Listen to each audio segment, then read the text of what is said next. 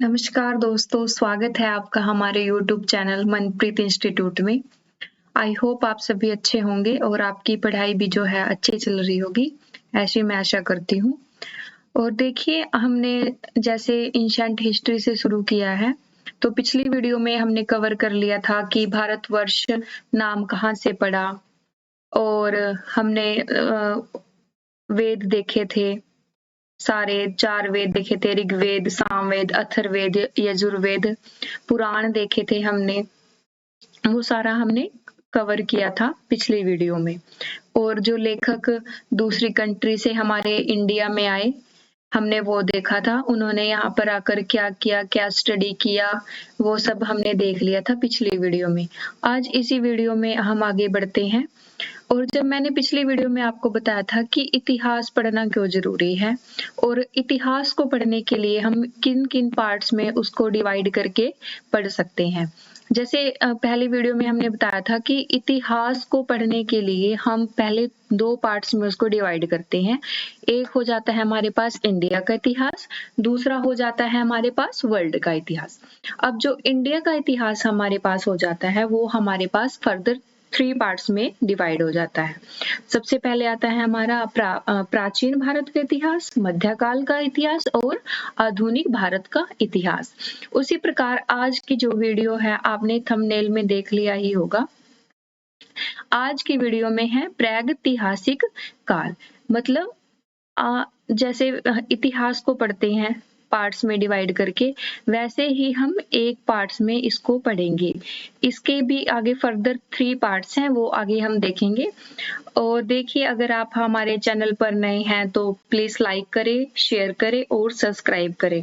और मैं अपनी वीडियो देख रही थी, उसमें मैंने डिटेल में देखा कि 59% पब्लिक ऐसी है जो वीडियो तो देखती है लेकिन उसने चैनल सब्सक्राइब नहीं कर रखा। तो प्लीज आप चैनल को भी सब्सक्राइब कर दीजिए और हम अपनी वीडियो में आगे बढ़ते हैं। और दूसरा मैं कहना चाहूंगी कि अगर आपको इस पर्टिकुलर वीडियो का पीडीएफ चाहिए तो आप हमारे टेलीग्राम चैनल को भी ज्वाइन कर लीजिए। ठीक है, आगे हम देखते हैं। देखिए, मैं आपको बता दूं कि जब अभी मैंने रिसेंटली हमारे हरियाणा में ग्रुप वो जो सीईटी का एग्जाम हुआ था, वो मैंने क्वालिफाई किया है। और उसका मैं जो प्रिपरेशन करती थी, वो सारे नोट्स मेरे पास रेडी हैं। अगर आप किसी को चाहिए तो आप मेरे को बता देना, मैं टेलीग्राम पर शेयर कर दूंगी वो नोट्स।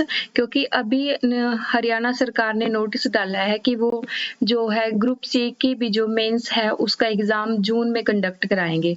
तो जून तक तो आई थिंक सभी की प्रिपरेशन हो जाती है, तो मैं अपने नोट्स वहां पर शेयर कर दूंगी। अगर किसी को चाहिए तो आप वहां से ले लेना, लेकिन मेरे को एक बार बता देना तो मैं वो शेयर कर दूंगी। तो आगे हम अपनी वीडियो शुरू करते हैं। आज का हमारा टॉपिक है प्रागैतिहासिक काल। जब भी इतिहास को डिवाइड करते हैं तो वो डिवाइड करने का मकसद ये होता है ताकि हम चीजों का लिंक बना के पढ़ सके। लिंक अगर जब बनता है तो हमें बेसिक से लेकर सारी चीजें समझ आती है। ठीक है, तो तभी हम इतिहास को पार्ट्स में डिवाइड करके पढ़ना ज्यादा पसंद करते हैं। क्योंकि इसमें देखो, इतनी घटनाएं हुई हैं इतिहास में, इतनी डेट्स हमको लर्न करनी पड़ती है, तो वो डेट्स हमको याद रहे उसके लिए हम इसको पार्ट्स में डिवाइड करके पढ़ते हैं।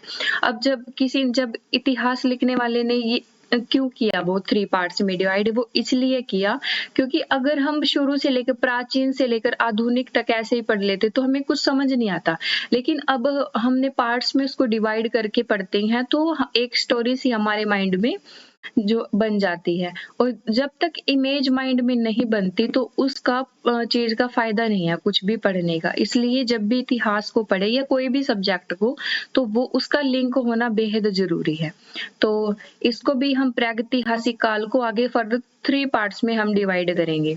जैसे प्री हिस्ट्री और प्रोटो हिस्ट्री और हिस्ट्री, इसको भी हमने 3 पार्ट्स में आगे डिवाइड कर रखा है।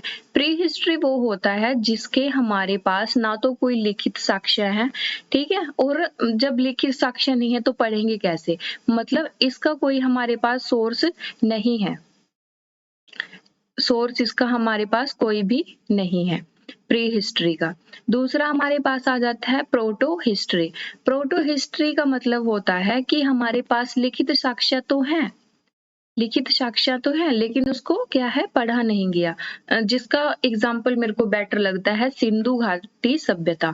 अब सिंधु घाटी सभ्यता की लिपि थी जो कुछ में जो चित्र से डिफाइन किया गया है उसको पढ़ा नहीं गया है, उसकी लिपि है जो उसको पढ़ा नहीं गया, तो इसका बेस्ट एग्जाम्पल हो जाता है सिंधु घाटी सभ्यता। नेक्स्ट है हमारे पास इतिहास। इतिहास का मतलब ये हो जाता है हमारे पास कि हमारे पास लिखित साक्ष्य भी हैं और उसको पढ़ा भी गया है। तो और जैसे इसका एग्जाम्पल हो जाता है ऋग्वैदिक काल से, उत्तर वैदिक काल से हमारे पास लिखित सोर्स हैं और उनको हमने पढ़ लिया है और फिर आगे डिफाइन किया है इतिहास को समझने के लिए। आई होप आपको ये पॉइंट यहाँ पर क्लियर हो गया होगा। आगे फर्दर इन जो मैंने आपको अभी ये पार्ट्स बताए ना इसके, प्री हिस्ट्री, प्रोटो हिस्ट्री और हिस्ट्री, आगे इनकी डेफिनेशन है। अभी मैंने आपको समझा दिया है तो डेफिनेशन भी ऐसे ही है।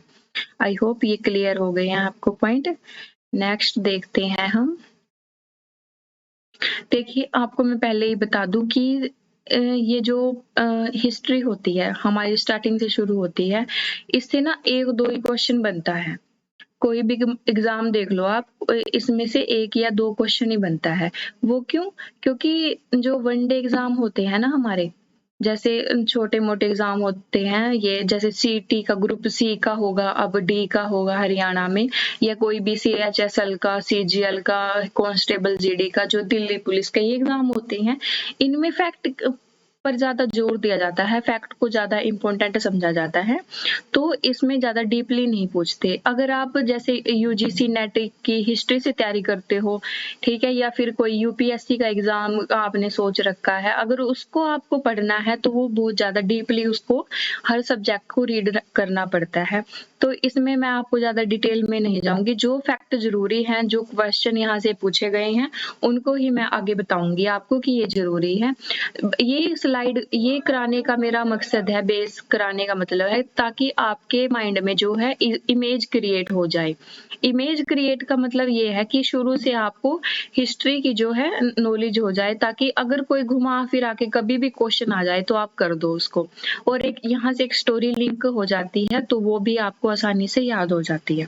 तो नेक्स्ट देखते हैं हम।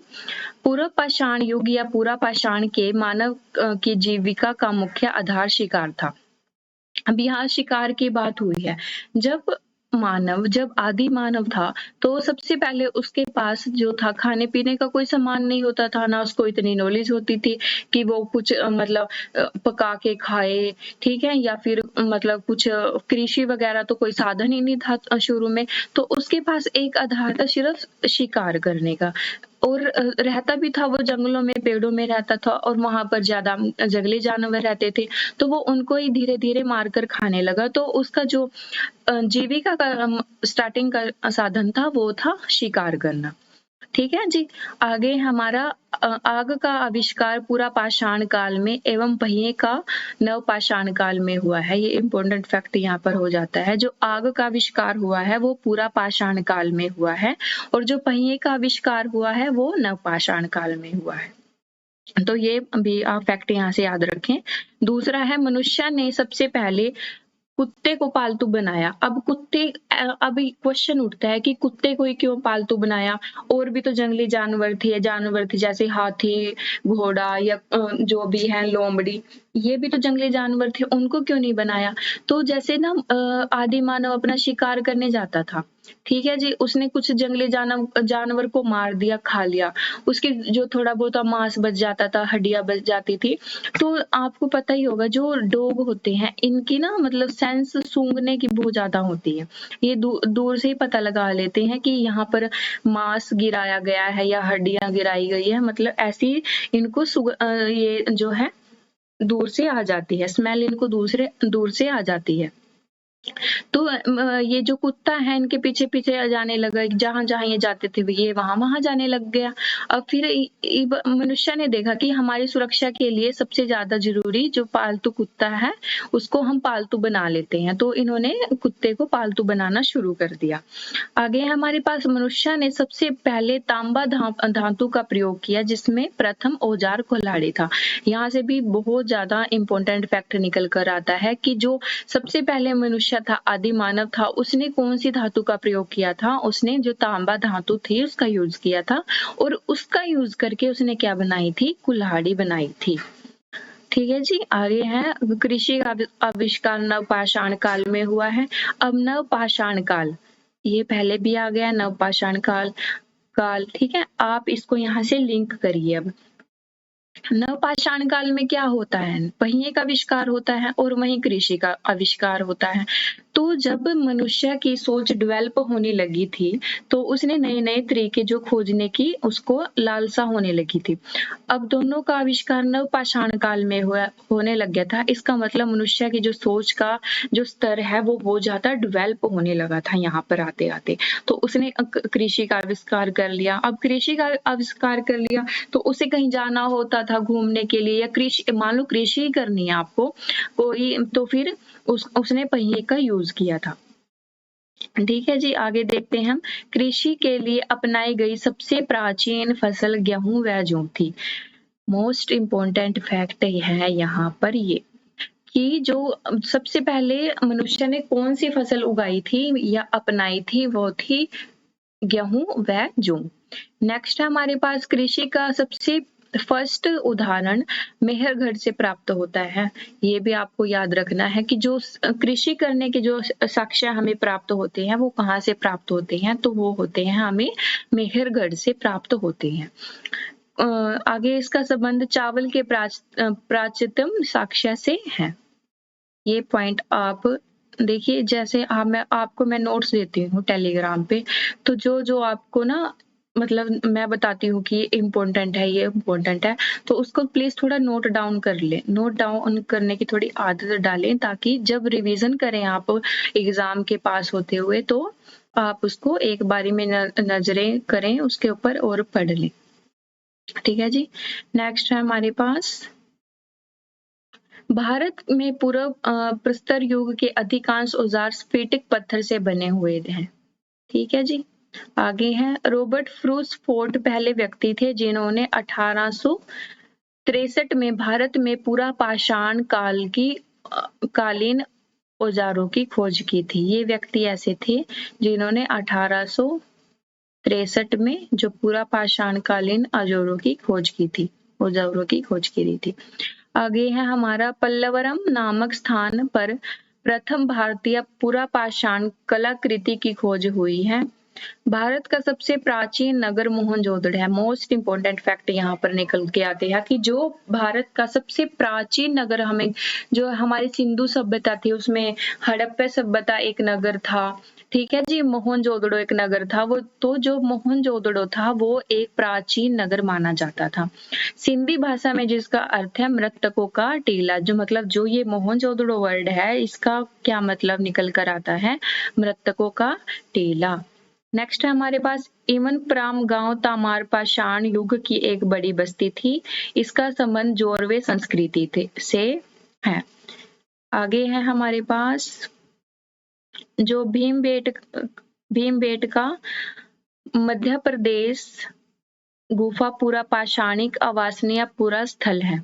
जो भीमबेटका, देखिए जो ये जितनी भी ना गुफाएं होती हैं हमारी, ये बड़ी इंपॉर्टेंट हो जाती है क्योंकि जो सभ्यता हमारे पास रही है, चाहे वो सिंधु सभ्यता हो, मेसोपोटामिया सभ्यता हो, जो भी है, तो ये ना बड़े मतलब गुफाओं में इनका पता ना क्या इंटरेस्ट था। ये गुफाओं में ना ज्यादा मतलब कलाकारी करते थे, जैसे कोई ड्राइंग कर दी है ना, तो उससे हमें बहुत इन्फॉर्मेशन मिलती है। तो ये ज्यादा अपना जो टाइम स्पेंड करते थे वो गुफाओं में करते थे, जैसे बरसात के मौसम में हो गया या सर्दी के मौसम में हो गया ये ना, तो फिर गुफाओं में रहते थे। ये कोई जंगली जानवर से बचने के लिए गुफाओं में रहते थे, तो ज्यादा टाइम स्पेंड वहां करते थे।